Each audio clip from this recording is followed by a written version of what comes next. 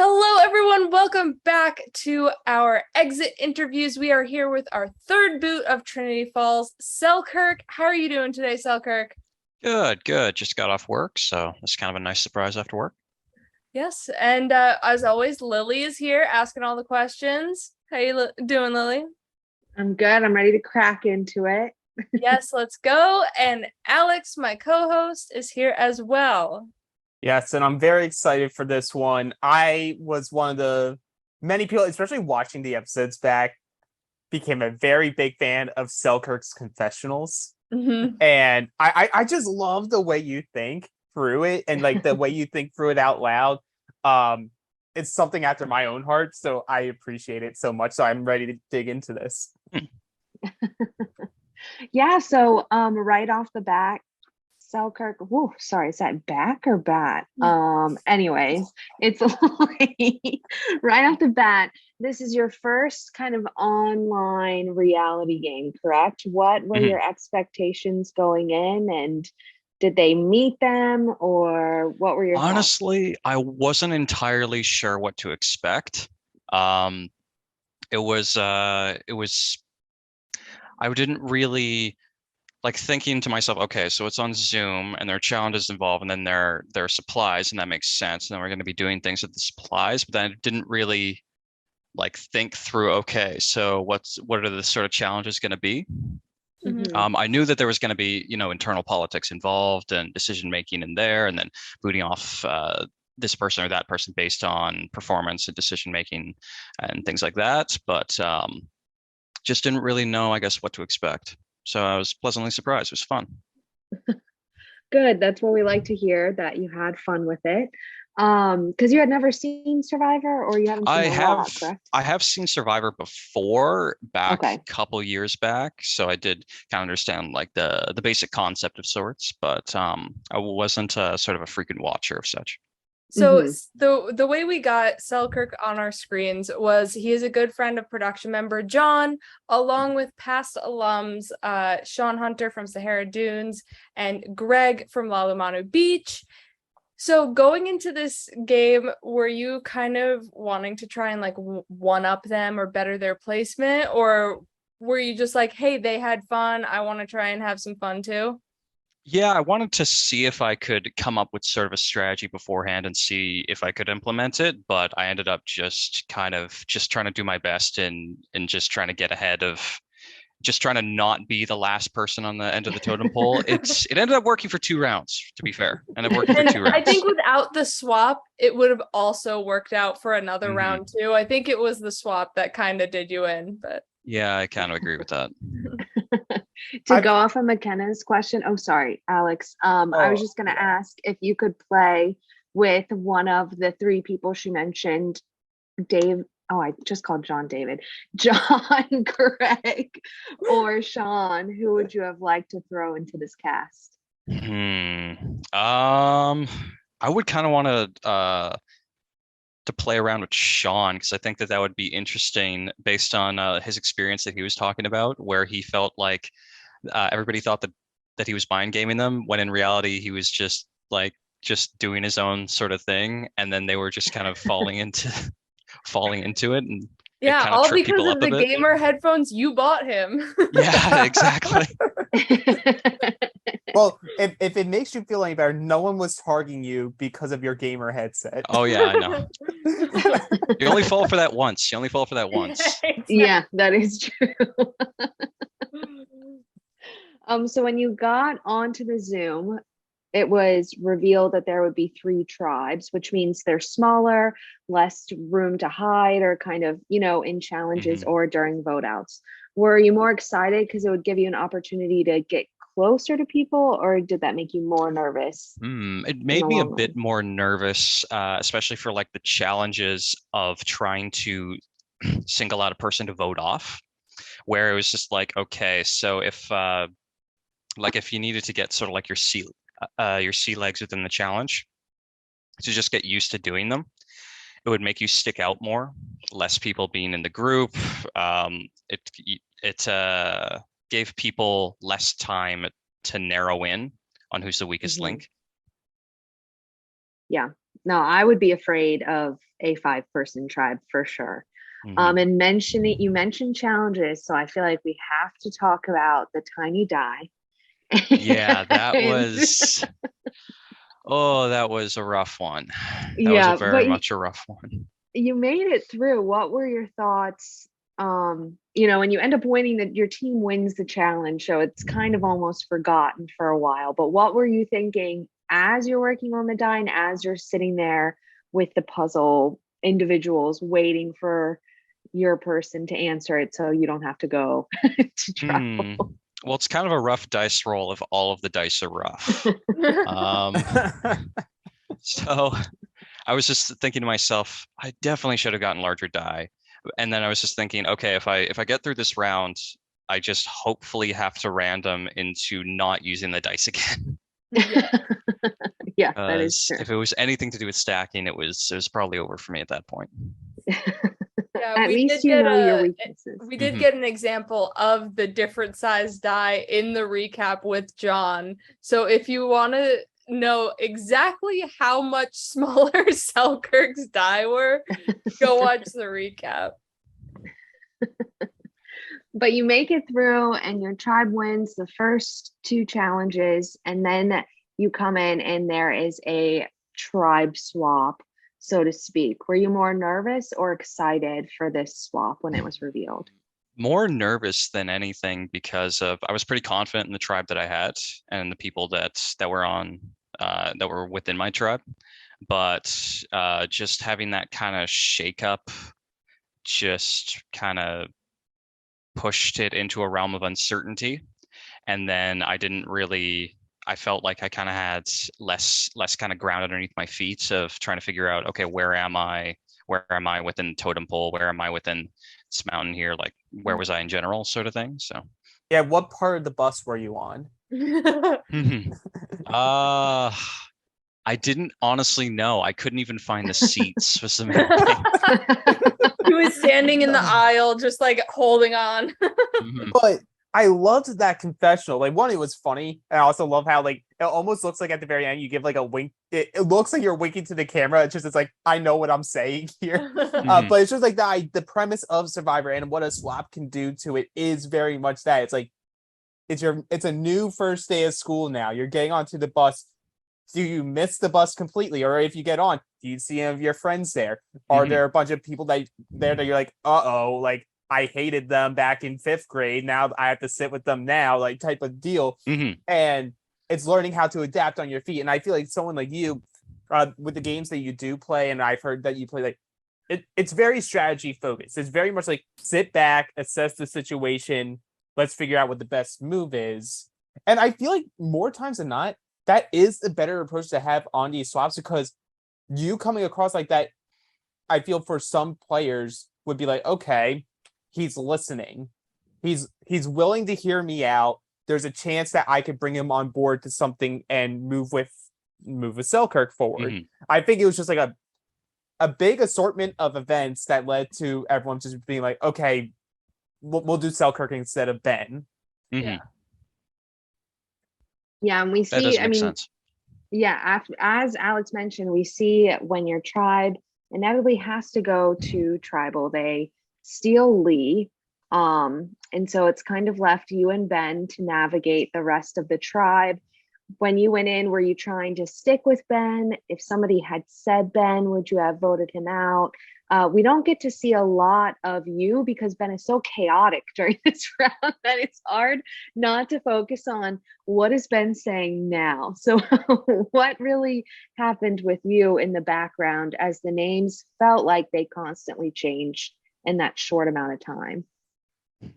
It felt like I was able to maybe build some sort of rapport with 1 or 2 people, and then it was just like I felt like I had kind of 30% rapport with everybody else, where it's just like, oh hey, it's kind of a coworker that is in the very end of the other office, so like you only interact with them maybe once or twice. Yeah.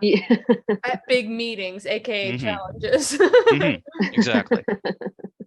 And we see Oh, go ahead, McKenna. So you swap with Ben and Lee, and you have your other tribe mates, Lydia and Vee.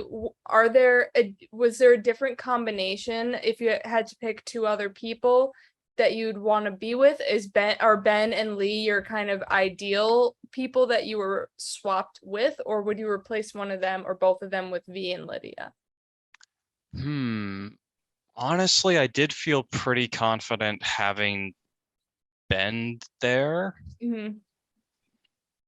but I knew that everybody kind of had a decent background in these sorts of games, so honestly, anybody on my side would be a welcome addition. Mm-hmm. And we see Emily. Emily's kind of in the middle. If Lee was there, it would almost be, well, and Sarah came, it would almost be like 3 and 3. But, so she's in the middle. There was really two options, it felt like. One was somebody pulls her to their side, or you both kind of go for Emily. If you had your pick, which would you have rather done in that initial vote, had it not been you? In that initial vote, what were the options again? It would be if you pulled Emily to maybe vote out Austin or John, or talk to Austin and John and get them to vote Emily with you and Ben. Probably would be to talk to Austin and John to vote out Emily. Mm-hmm. Yeah, I would do the same, because we see in this vote that Emily is really, everyone is going to Emily for what she wants to do. We see kind of John do this. We see Ben do this. Do you think that because you just maybe didn't have such a strong approach with her that your name came up and stuck at the last minute? I think that it was a combination of challenge strength and just not narrowing down on a person immediately. I had, a couple people in mind sort of thing, but I think I just kind of came to the forefront, not at the last moment, but maybe I was near the front at the when it came to the tribal. So also one thing during the scramble rounds that I kept hearing while editing was you and Emily never got to have like that one-on-one or direct like meeting with each other. There was always someone in the room where she was getting all these one-on-ones with other people. It just happened with like confessional polls and what have you, people barging in. So like you also never got to have like a talk with Emily either. So there is that disconnect of like, well, I might as well just vote for Emily because we didn't talk at all. And like Very Emily, true. I'd never got to really talk with Selkirk, so I'm gonna also vote for Selkirk. Oh yeah, that's a good point. Mm-hmm. I don't know though if there was ever going to be a world where the two of you could have worked together though, because I see you as polar opposites. You are very zen. Yes. Like you do not look rattled at all in any part of this game. Like on camera when your face is there, you look relaxed, you look pumped. Mm-hmm. Then you have Emily, who like her stationary like position is frantic Energizer Bunny of like just full on emotions and scattered everywhere. I don't know if she like looks at you and like, okay, he's too relaxed. I can't work with relax. Keeps going forward. So I think ultimately you had the right approach. I think you wanting to vote Emily made sense for you and your game at that point in time. Whereas if you vote out Austin, okay, you guys technically get a majority on the tribe, but you have higher level functioning like players that can really cause some chaos. Where like if you were able to just get a conversation with John and Austin, be like, hey, Emily said to us, you guys are targeting me. I'm sure that they said to you, who we're targeting from you guys, let's cut the middle. Like normally the middle is such a great position to be, but the way she was playing, I feel like she gave all four of you an opportunity to be like, come together in a room again before the vote and be like, hey, this is too much. We'll figure it out next round type of deal and cut your losses. I almost think Selkirk would work well with Emily. I'm just gonna count it because you did so well with Ben. Because I True. think like adore Ben, but you can see as he's talking to somebody that has high energy and chaotic like Emily, it's just increasing. But in his talk with you, he's calm, he's like working through it. And it might just be at what point the scramble is when those conversations happened. But it felt like you were able to like soothe his maybe like worry, whereas when he got with Emily, you could feel it through the screen that he was like, okay, this is like getting me nervous. My last question, I don't know if Alex or McKenna have any more questions before Facebook, but my last question is, if you could play a game again with anybody on the cast, who would you pick and why? It would probably be, I think I'd like to play a game with Ben again. I think that would be fun. I think he was just super knowledgeable and I got along with him pretty well. So yeah. I did like you guys as a duo. Yes. Me too. Okay. Well, we can move over to Facebook questions. Again, if your question was sort of answered already, I might bring it up, but if there's anything else to add, but we did hit some of them. So we'll start with Kyle. Kyle does say, like, hope you had fun in your first org. If you had approached the vote from a different angle, do you think you could have survived that vote or had a better chance at surviving that vote? If I had approached it from a different, yeah, it was essentially just a total flip of the coin. Like, and then whether I was going for Emily or Austin when it really came down to it, because I just kind of I was thinking, okay, like if it was up to me, I would be voting for Emily, but there's other people voting in this, so then I got to think about, okay, so then other people are going to be voting. How's their interaction with Austin? So then I had to think back, okay, so then how are people interacting with Austin? How weak did they think about it? And then it was the conversations between those different people, and then trying to figure out, okay, so how likely are they going to vote towards Emily or Austin? And then I just decided to go for what I felt was getting voted for as the strongest. So, and in a kind of an effort to protect myself. I like it. It makes sense. Like, that's what I love about it. But next question is from McKenna Inglis. I loved listening to your confessionals and hearing how you thought about the game while playing. Other than different supplies, what's one thing you would do differently if or when you play another game? Probably would be.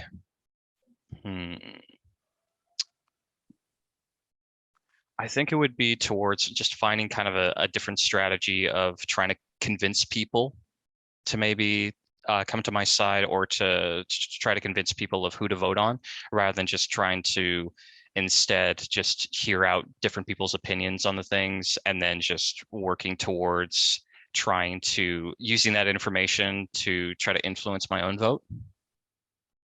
Yeah, but I think it's very healthy to have a mix of both. So if you were able to incorporate more of both the passive and active approach, and like between both of them, I feel like I could see you having a lot more success in a game like this.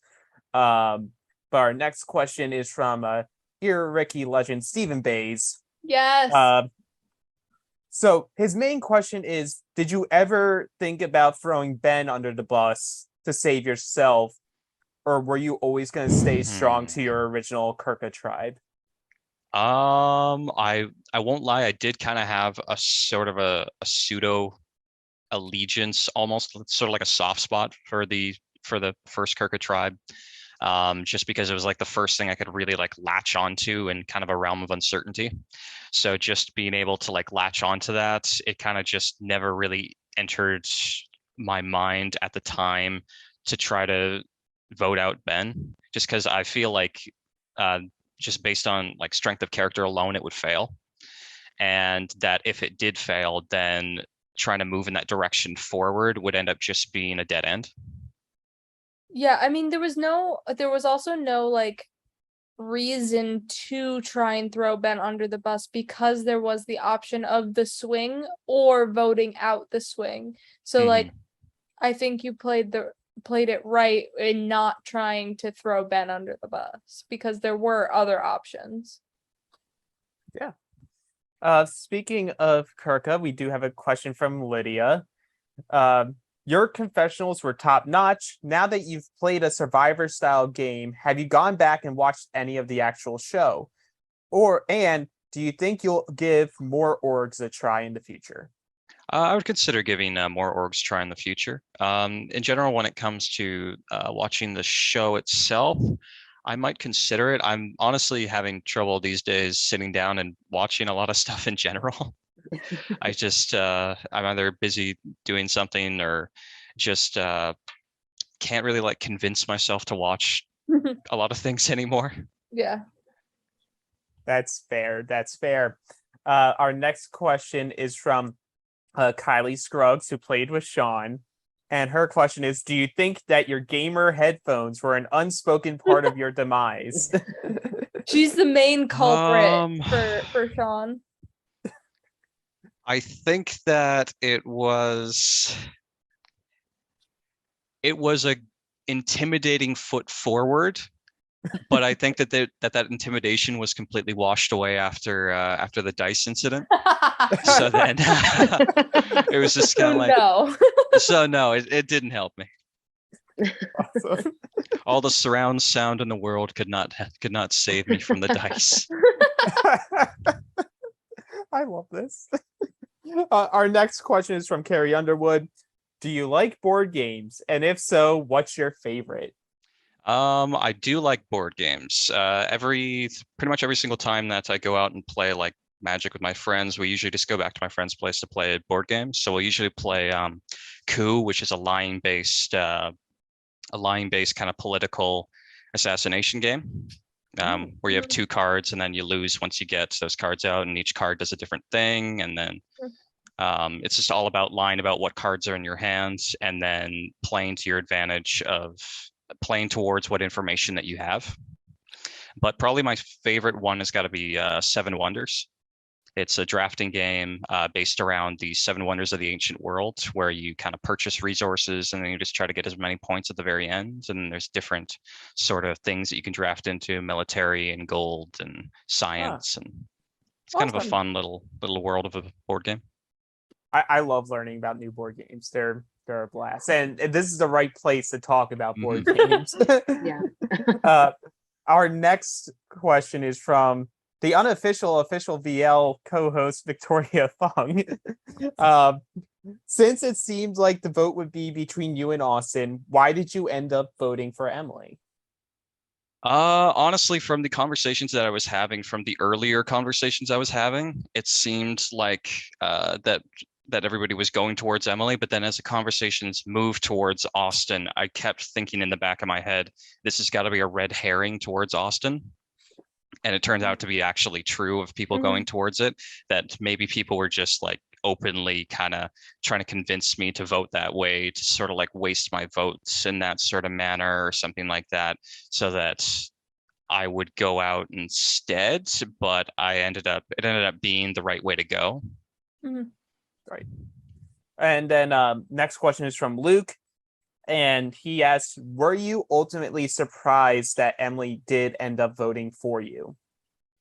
At the time, yes.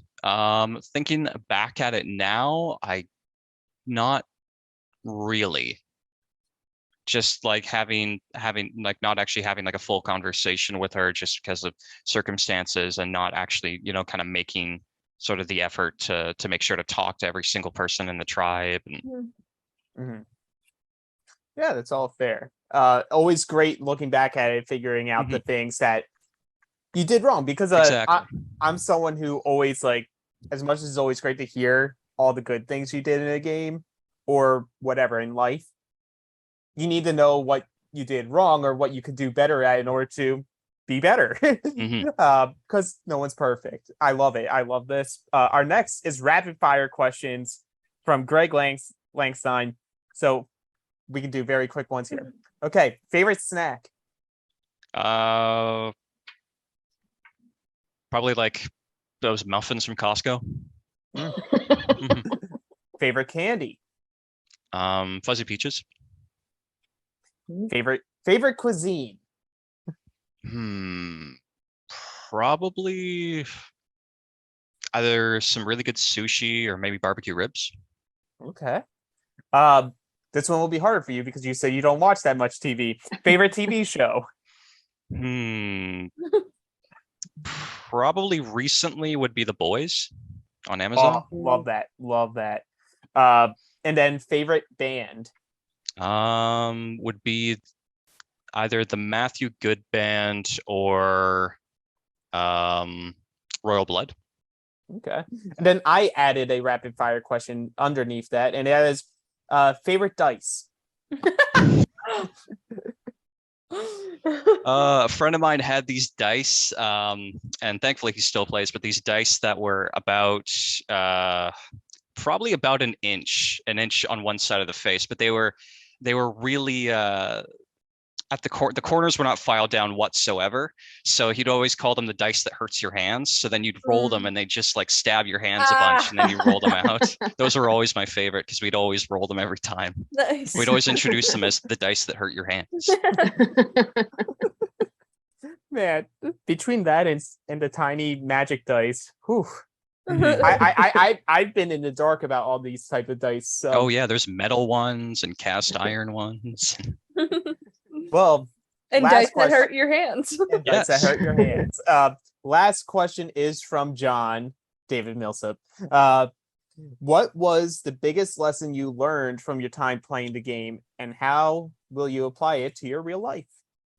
The biggest lesson that I learned was probably to in a kind of like in this sort of communicative environment, to just make sure to communicate with everybody and to try to just make your own decisions when it comes to who you're communicating with, rather than trying to move together with a pack, trying to just move towards what you think is best rather than what you think is best for a small sort of group of people in there, or what's best for you moving forward. I love that. That's actually great advice for anyone to have in real life. So thank you for answering all these questions as honestly as possible, Selkirk. Mm-hmm. Okay, You're Lily, welcome. back to you. So normally I have one question at the end, but I lied and I came up with the second question during Facebook because I love a good what if. What if, let's say, what if Lee wasn't taken from the other tribe and he was there to vote? Do you think that the votes shake out any different? Do you think you're able to pull Emily at that point maybe a little bit more, or do you think you vote out Lee? I think I might end up pulling Emily a bit more, but I'm not. Hard to know, to be honest. Yeah. I love a good what if. But that's okay. I mean, that's why they're what ifs, right? You never really know. Mm-hmm. But my final question is, if you could sum up your game in one word, what would it be and why?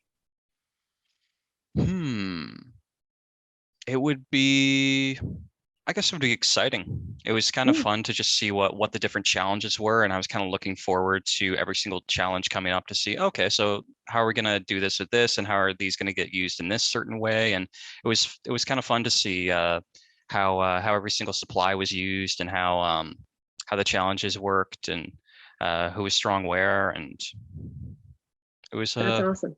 It was a wonderful experience. Yeah, love that answer. Awesome. Yeah. Well, that wraps up this exit interview with Selkirk. Selkirk, you were a blast to have on this season. We love having new players and people that have like that type of strategic background coming in and figuring out their ways through this type of game is commendable no matter where the placement is. Mm-hmm. You were such a joy to have in this game. But like I said, this wraps up tonight's exit interview. Make sure to keep following us as we have episodes dropping every Monday and Thursday with exit interviews shortly after, and our recaps with Jon Millsip every Sunday night. Make sure you like the video, subscribe to the channel, and press that bell for all notifications so you know when new content drops. And while you're at it, join our Facebook page, Dynamic Character Productions, where you can post your questions for our voted out castaways as well. Also getting notifications of when episodes drop in. You'll find all of our social media at the end of this video. But until next time, we are Dynamic Character Productions, and we'll see you next time.